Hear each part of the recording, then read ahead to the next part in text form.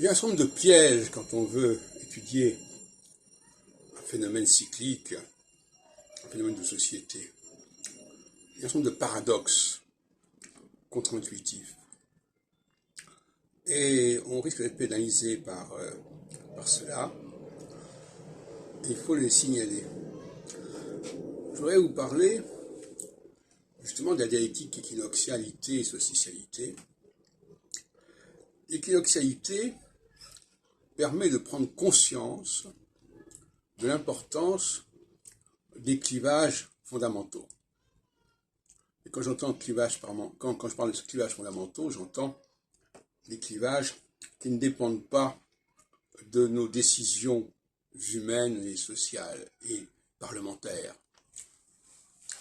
Par exemple, on ne peut pas décréter que la question du sexe va disparaître, décréter que la question de la race va disparaître, etc., etc. Par contre, au niveau solsticial, toutes ces structures conventionnelles, amovibles, qui peuvent être modifiées très rapidement par le biais d'une guerre ou d'une annexion ou d'un traité, vont pouvoir prospérer aux dépens justement de ces structures fondamentales. C'est-à-dire que, par exemple, prenons le problème de la langue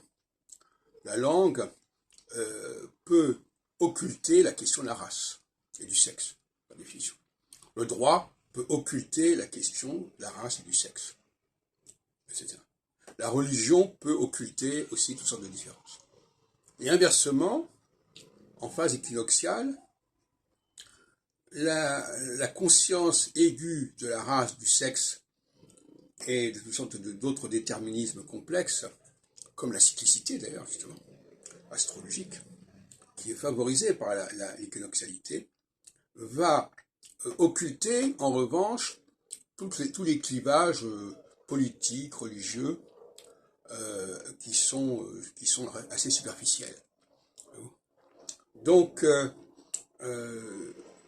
il ne faut pas dire que d'un côté, on occulte les clivages, de l'autre côté, on n'occulte pas les clivages, mais la question est de savoir quels sont les clivages qui sont occultés pendant la phase A et quels sont ceux qui sont occultés pendant la phase B, ce qui est tout à fait différent.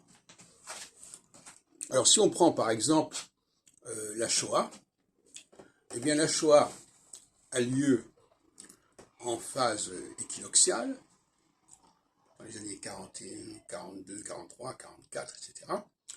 Et ça veut dire qu'il y a une hyper-conscience des questions raciales.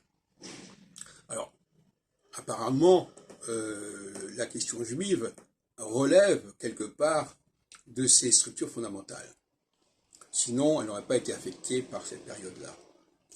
Mais alors, être hyper conscient de ces clivages fondamentaux, ça ne veut pas dire qu'on les approuve forcément. Ça peut aussi vouloir dire qu'on réagit par rapport à cela. De même qu'être hyper conscient des clivages sociopolitiques ne signifie pas forcément qu'on les accepte. On peut vouloir les contredire, les contrebalancer. Donc la prise de conscience d'un phénomène ne signifie pas forcément aller dans le sens de ce phénomène, mais peut-être éventuellement d'aller à contre-courant de ce phénomène.